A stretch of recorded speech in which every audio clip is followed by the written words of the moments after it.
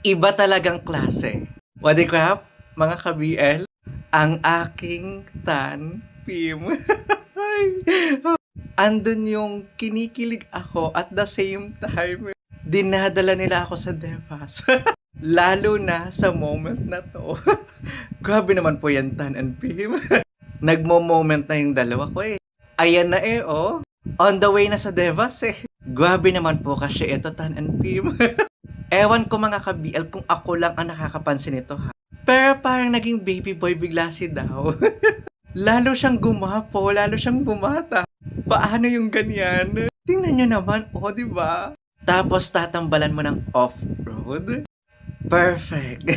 Pero siguro, Pim, hindi pa full ang pag-aalaga niya sa'yo. But what more? Andito pa kasi siya sa level ng pagseselos. Paano ba naman kasi dumating si X? In fairness, ang gwapo rin ng X.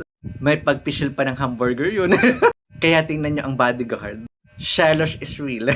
May nararamdaman na pareho yan.